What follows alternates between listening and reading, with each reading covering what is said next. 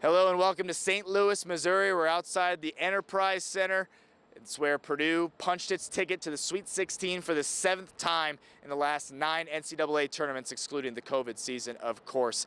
It wasn't exactly pretty, but Purdue did exactly what it needed to do to get the win down the stretch of this game. Miami, you have to give them credit. They're athletic. They crash the boards. They get it done in the post, and they were ready to play in this game. Kind of punching Purdue in the mouth in the early going. Miami up at as many as 7 points in the first half of action, but really the turning point was the last 3 or 4 minutes in the first half and the first 3 or 4 minutes in the second half. During that close to the first half of play, CJ Cox hit 3 crucial 3-pointers to bring the Boilers back tied, ultimately went into the locker room down just 2 at the halftime break. And then Trey Kaufman-Renn and Fletcher Loyer were sensational in this basketball game. Fletcher Loyer hit his first 6 shots of the game, only missed 1 on the game, had 24 points to lead all scorers for the Purdue Boilermakers. Trey Kaufman-Renn, 19 points and 9 rebounds. Matt Painter joking after the game, it's just kind of run-of-the-mill for him. 19 and 9, just rolling out of bed with it and just really establishing his presence in the painted area, and that's a tough team they just win against, especially with their bigs. So a really solid performance from Trey Kaufman-Renn.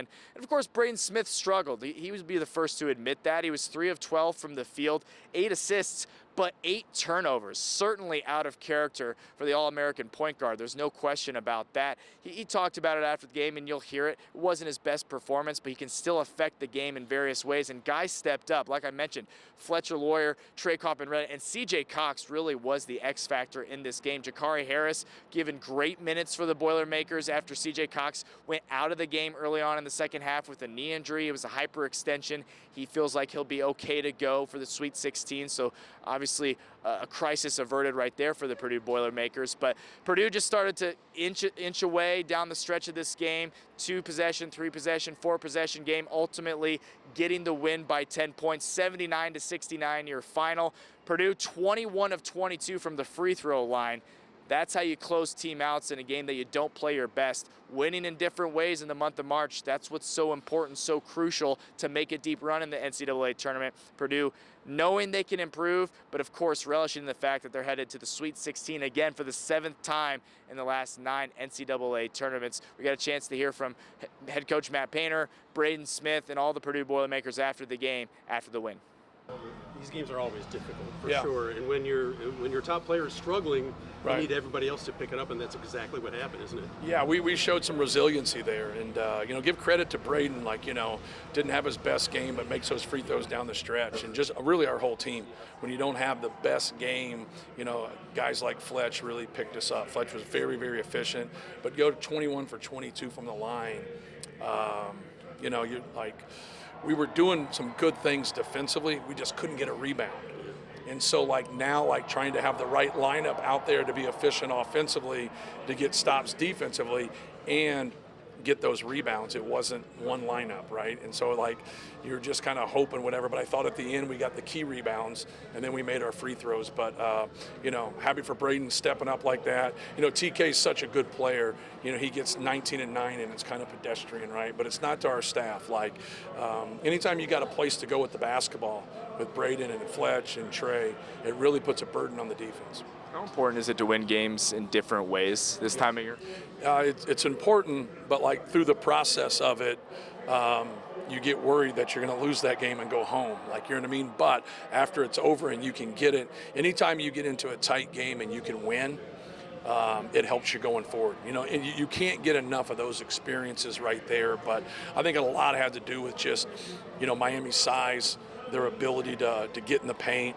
Our guys showed some resiliency, and then I thought CJ Cox really saved us at the end of the first half. That was huge. Those 3 threes right there, we don't make those shots there. We're in a hole. But then we finished the half better, and we started the second half better, and then just had that 2, 3, 4 possession lead throughout the rest of the game. Is there something to his ability to make those sorts of spurts when the other team is kind of on a run and stop several runs? Yeah, no doubt. TK made the one really good pass to him there after getting a rebound. He actually, the one that he missed at the end of the clock, he should have taken it before, about 5 to 6 seconds before that, he wasn't ready to shoot the basketball. But then he made up for it and made those 3 at the end. But it just seems like he's got that knack to make those timely shots. The step back one, the Hail Mary, from 35 feet, that was big. Sweet 16 is always special. It never gets old. It can't, can it? Right. Well, you want to win, right? You want to get there, but you want to win, get to the Elite Eight, keep taking it one at a time. But no, it's hard to get here. It's hard to get in the tournament. It's hard to win a game in the tournament. To be able to win a couple games here is an accomplishment, but it's also hopefully just a start for us. When Fletcher Lawyer is shooting like he was, how does that affect the entire team? Well, just, the momentum. I thought, he shot 8 free throws, but also, 2 of them were drives that he drew fouls and knocked down all of his threes. But he stayed with it. He's a guy that he loves the game. He's passionate about the game.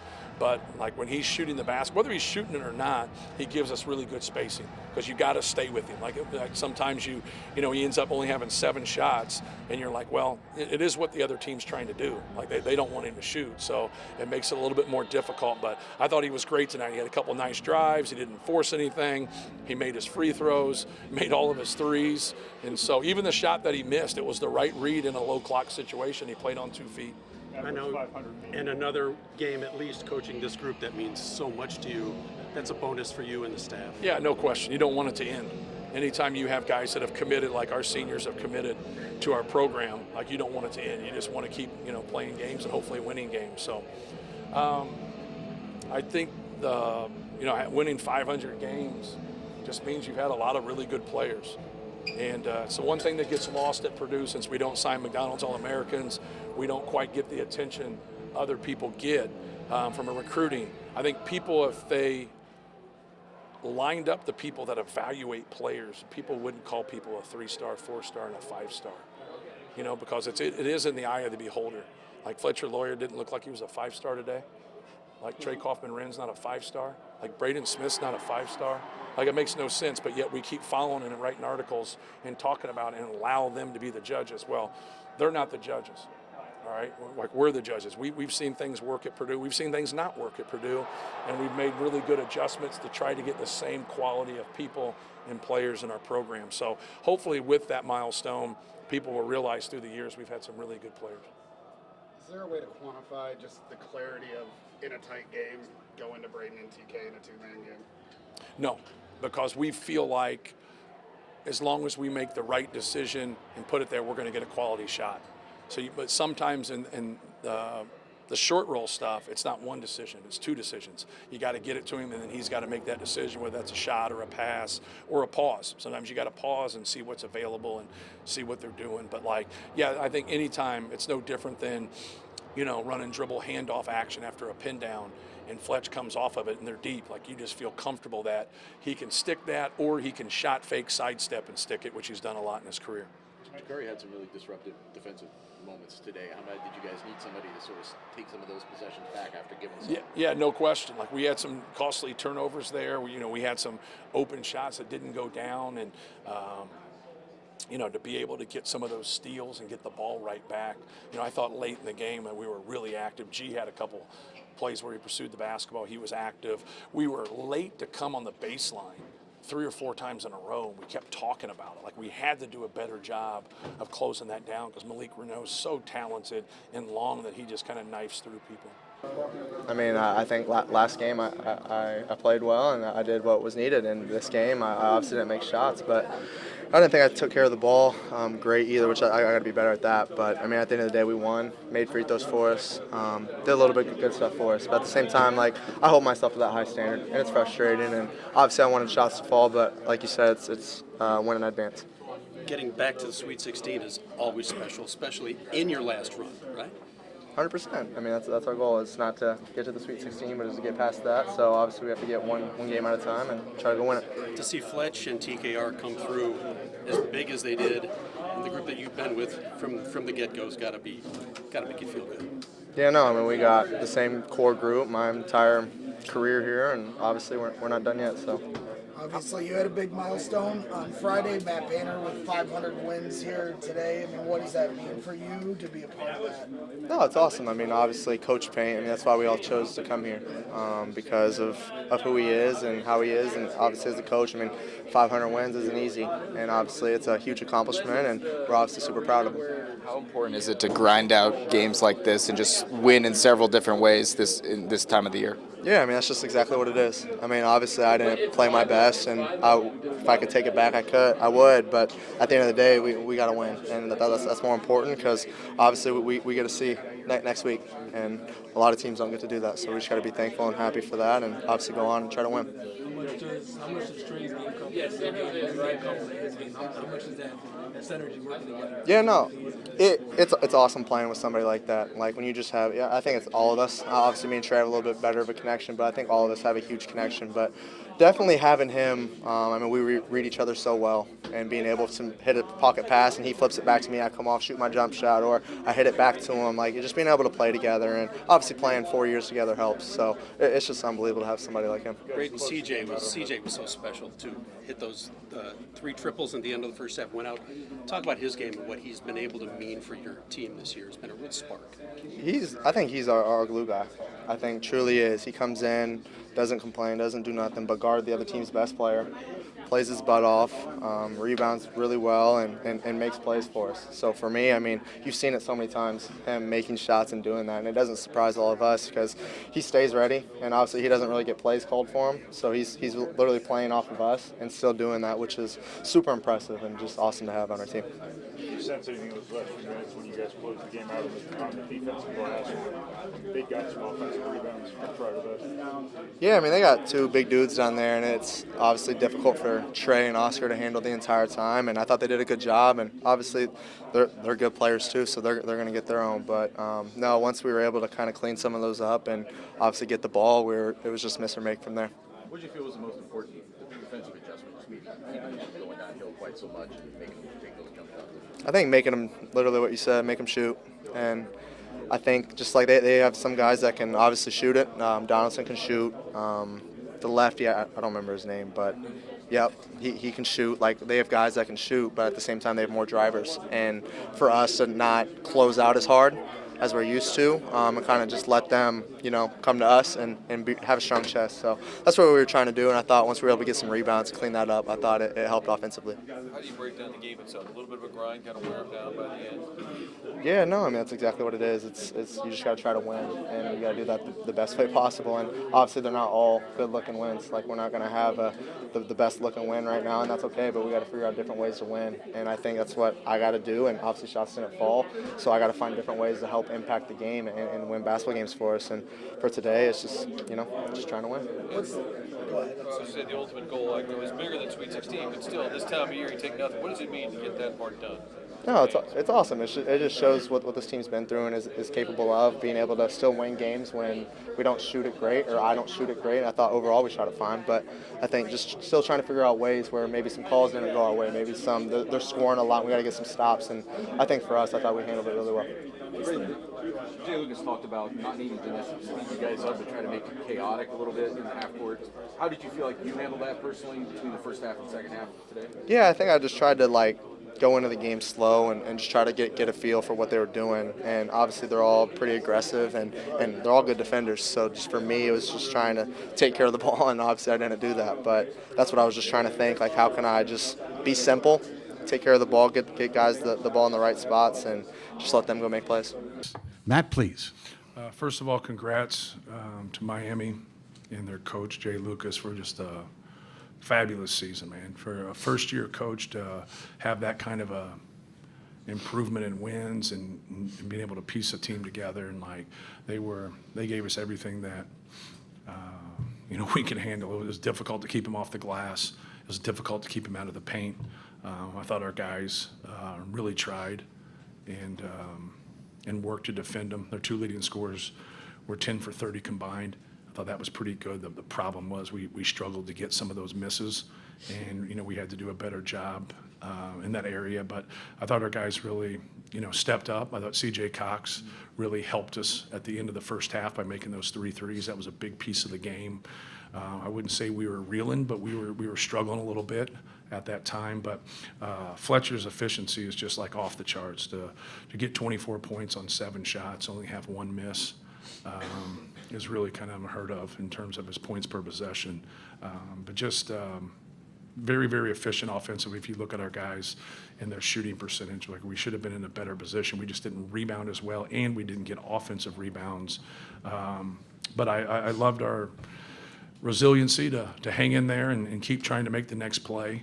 And then obviously when you get a little bit of a lead and you can make your free throws, it really helps. So going 21 for 22, could be the key stat of the game outside of Fletcher's great performance. First question is right here on the left. Kyle, Sports Report.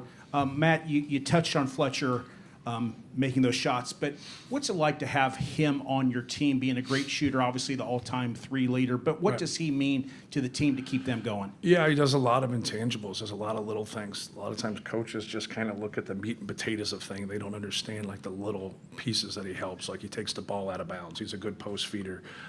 He understands scouting reports. Good communicator, good leader. Obviously he's a great shooter. He's a great basketball player.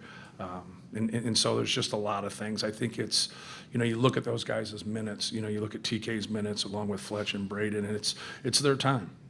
You know what I mean? It is their time. It doesn't mean we're not going to sub them out here and there.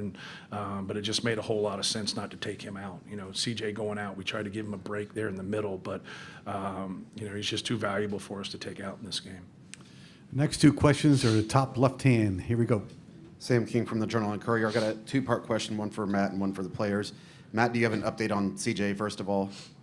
Yeah, he hyperextended his knee, so we'll kind of see how treatment goes and everything to see what his status is. So that's just what our trainer told me.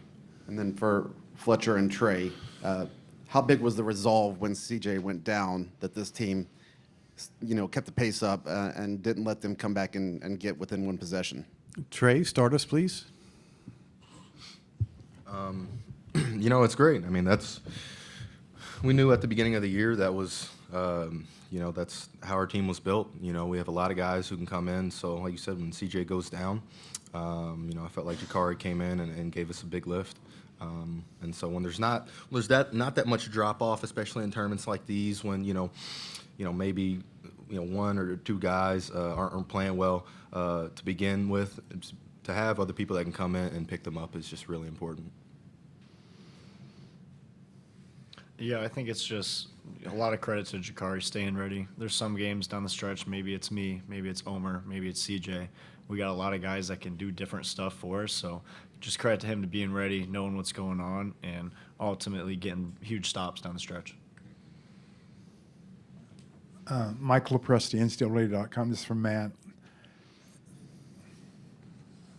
Yeah, to have so many guys who have been around the block so many times and seen everything, when you get into a struggle like this, how invaluable is that, particularly when they're guys that maybe don't want it to end? They're down to the last lap and they don't want it to end. Yeah, it's sometimes you can feel like certain things when you play, when you first start playing, and you get into the emotional state of the game. And so, like, no matter how you feel, you can still do your job. And that's what you want, and that's what you want to focus of, them understanding what they're supposed to do and then just playing through their instincts. Young guys sometimes don't kind of get that. They get off of that. And so the experiences that they've had in the NCAA tournament and just battling in the Big Ten for 4 years, we have unbelievable coaches in our league, so you're getting tested every single night. And these guys have been through it, but that's what you have to be able to do. Like, I thought we would have had better numbers today if we could have rebounded the ball better. Like, we were doing some good things, and then we just weren't getting, some of those rebounds. But these guys were doing their job, and, that's where it shows up. It shows up in close games. It shows up in the tournament, and that's what you need. It doesn't mean you can't get beat, because we all can get beat, but I'd rather have that consistent experience on your team and having that trust. We're about halfway through the 12-minute session. Next question's on the right. Fletcher, Ben Baby with ESPN. It looked like in the first half Miami was really, getting a lot of good stuff in the paint. That kind of dwindled in the second half. What was the difference for y'all in that category? Yeah, we were just giving up layups. Obviously, a team that likes to drive and likes to dominate the paint. You can't let them get easy ones. So defending with our chest, cutting them off, and then being in gaps. So we got to make them kick it out. Not just easy offensive rebound putbacks and easy drives to the rim for dunks and layups. Also on the right, then we come up here in the second row. Go. Matt, Jeff Latsky with AP. Your other side. Thank you. The other day we were talking about you with the big cell phone getting the call to Purdue, and Yeah. today 500 wins. Yeah. What does that milestone mean to you, and can you believe that's come? Yeah, I think the one thing that gets lost at Purdue because we don't sign McDonald's All-Americans is that our players are really good. And that's what you want, right? You know, you want to be able to piece teams together, and our staff's made improvements through the years in terms of finding guys that fit, finding skill. Obviously, we've had a great experience of having good big guys. Right now, we have a really good point guard. We have a guy that can really shoot the basketball. TK is a very, very unique player in the different things that he can do, and it's a really good balance. And that's what, you know, when you go through and you recruit, like you're not drafting people. Like they got to say yes to. And so like learning how to pivot when you don't get maybe your top guy or the guy that you think, and just keep working towards getting the guys that have that high competitive spirit, that are about winning, that have a high skill level. It's their passion. Like these guys have put in, so I know coaches talk about it, but they've put in so much in all areas to be the best that they can be. And that's how you end up getting a lot of victories, because you have really good players that are committed. Michelle Kaufman from the Miami Herald. Congratulations, first of all. For Coach and for one of the players, could both two people speak on Shelton Henderson and just how you feel he played a freshman doing what he did today? Thank you. Yeah, he's great, man. We had him in USA basketball. He's a stud.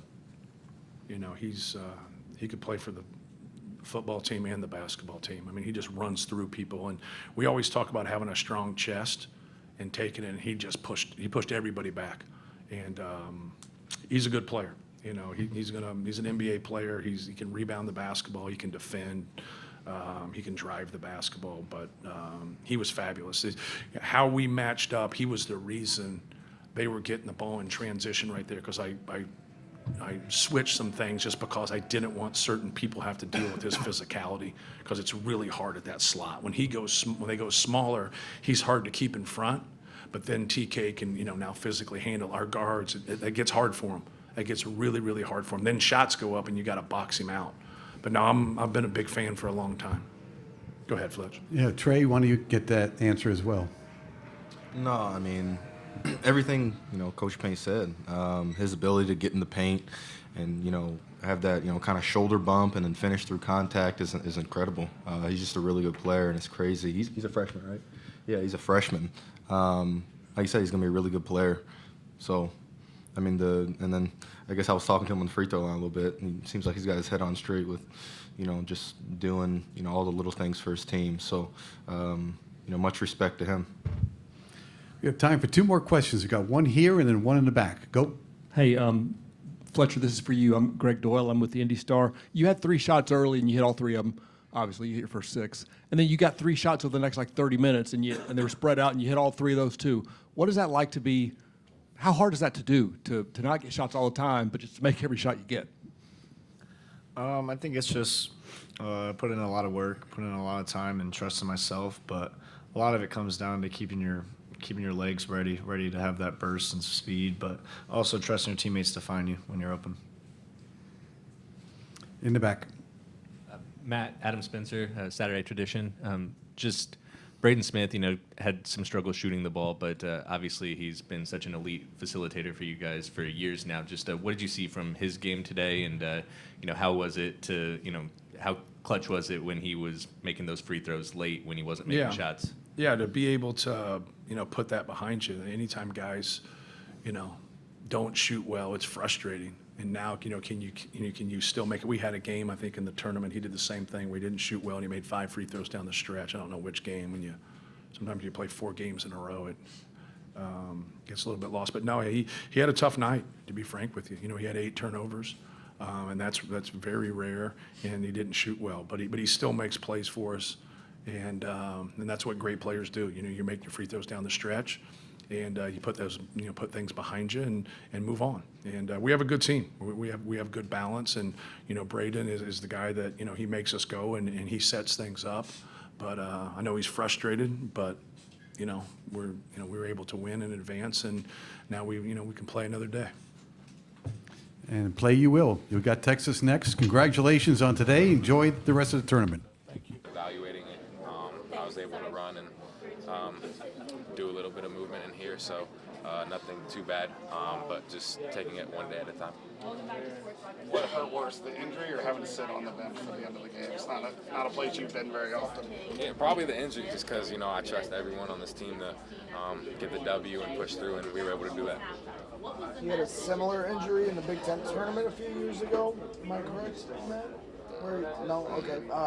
Like for you, when you land, like how, like what is the mindset when you're driving to the rim to try to make sure you're landing on 2 feet? I know sometimes that's easier said than done. Yeah, I kind of tried to time the 2-step into the layup, but on the second step, just hyperextended it, misstep, things like that happen, but.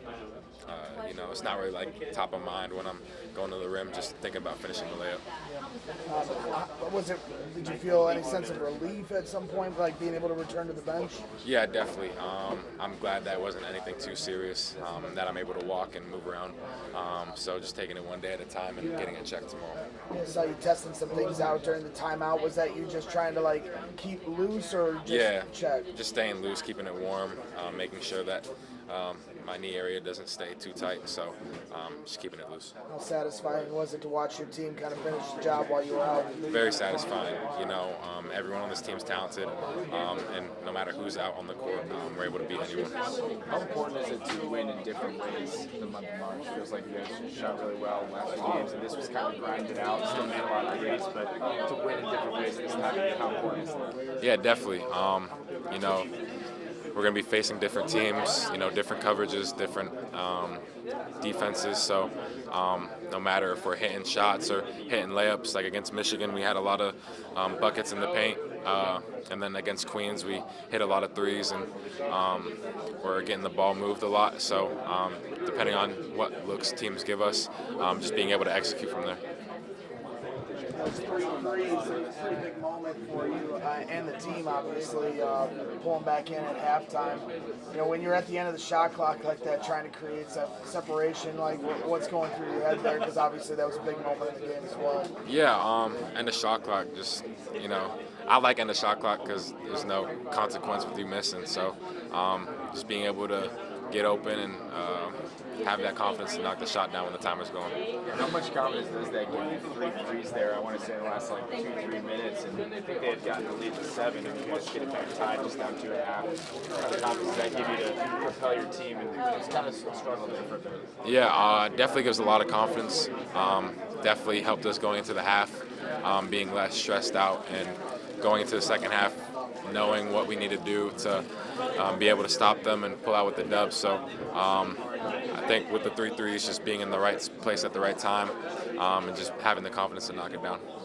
I see so much of Painter kind of gesturing to correct me if I'm wrong, but get up into the ball. Mm-hmm. For you guys, a lot is made of teams that are athletic versus you guys, like the advantage that they may or may not have. What is your guys' mindset to try to stop teams like that? But obviously they were able to get downhill early on, and then you guys were able to subside that. Yeah, I feel like just when Payne's telling us to get into the ball, just get into them quicker so you can avoid the screens. And then just being able to communicate, talk on defense, whether we're switching or hedging out, whatever team we're playing, just being able to execute with that. With Iowa and UCLA possibly still advancing later than how is it for you, I guess, 5 teams already? Getting to this step and getting to second weekend? Mm-hmm. Oh, it's huge. It's huge. I don't know how to put it in words, but it's an unreal feeling. How important is it to win games in different ways? In the month of March, you kind of felt like a grinded out type of game. You guys still pull away at the end, one in different ways. How important is that this time of year? Huge. You just got to find a way to win. It's not always going to be pretty like tonight, but you got to get it done. How was it handling the bigs? Just there's game planning for it, and then there's doing it. How was it? Did you feel like? They were physical. They're tough to match, but I think we were good. All right, man.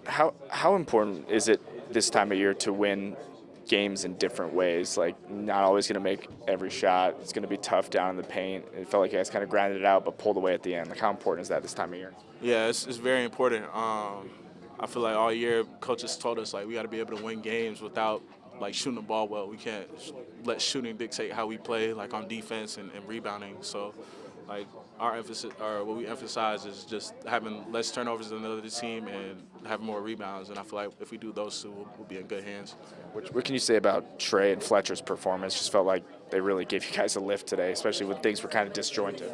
Yeah, I feel like whenever Miami would score, we would come back and answer, and it was because of them two. And then in the first half was CJ. He kept us in there in the last couple of minutes. So those three, I feel like did a good job, like offensively. And then, once we hit shots, we're getting back in defense and setting our defense, and that just helps everything out. So yeah, I'm glad those two are playing really well right now. All right, so you guys are headed back to the Sweet 16. How's that feel, and just what's the confidence level of this team moving forward? Yeah, it feels great. Very confident, but we know we have like more room to improve, and we got stuff areas where we need to work on. But you always have stuff to improve on. So yeah, we'll be ready to go for our next game, and yeah, we're just gonna watch scout and be prepared. Yeah. What was the biggest challenge you think Miami presented or made difficult for you guys today? Everybody can, score. Everybody can get downhill. I feel like that was the biggest thing. I think they got into the paint 30 times in the first half. So just trying to contain them and keep them out the paint was probably the biggest thing for us. And I feel like once we did that, had a strong chest against them, I feel like we was in good hands. Obviously, the first play that comes up to my mind is the last shot between Vanderbilt and Nebraska. Man, I mean, I guess Merch Madness is real, I mean, that's just fun to be part of and to watch it. What was your reaction watching that and then Vanderbilt Nebraska game? To be honest, me and Braden watched it together because we were roommates and we were just starting to scream. So yeah, that was crazy. How important is it to win in different ways in the month of March? Like, you guys have shot the ball extremely well, and then you kind of grind it out today, but still pull away at the end. Like, how important is that this time of year? In the end of the day, you gotta win games. It's not always beautiful, but you must win. Like, you really must win. So you just find ways to do it. Whether it's defense, obviously making shots really helps. But we are, as a team, we're obviously a good shooting team, but we try every game to put ourselves in a situation that we win games, even if we got bad luck and, the ball doesn't go in. So, yeah. What made Miami challenging in this game? What made Miami challenging in this game? I think they're really athletic, really aggressive. They run the floor really, really good. They're playing high pace. I think when they got into their transition, even after they made basket, they were hard to stop. They're a really good team. They're experienced. They're very well coached. So yeah, obviously we were struggling with them in the first half, and they're a really good team. So it was a hard fight, but I'm happy we got a win. What can you say about Fletcher and Trey's performance tonight? It just felt like whenever you guys needed a bucket, especially Fletcher, didn't miss a shot there for a minute. What can you say about their performances? I mean, they're amazing. Obviously, they have the experience and the talent. Man, this is just big time. Those are one of those games that you need to make your shots. Like, I was talking about putting ourselves in a situation to win, even if it doesn't go in. But I'm not sure that we were capable of doing that this game because Miami played really good. But we're good defensive team, so we knocked down our shots. Obviously, they have the big part of it, and we'll learn from our mistakes. And we're just facing Texas, so that's what we're focusing on. How happy are you that you guys are headed to the Sweet 16 for 7th time in the last 9 tournaments? Yeah, obviously I'm happy. We're getting closer to our goal, but as I said, nothing matters right now. The only game we're gonna play is a Texas game. We'll do everything we can to try and win it and keep going. But right now, that's all we're focusing on. Also a milestone for Matt Painter. The win gave him his 500th as Purdue's head basketball coach. What a career he has had. And looking back, you know, he says people can talk about Purdue's recruiting, the guys that they get, but consistent winners they are in West Lafayette, now headed back to the Sweet 16. All attention now turns on the 11 seed Texas in San Jose, California on Thursday.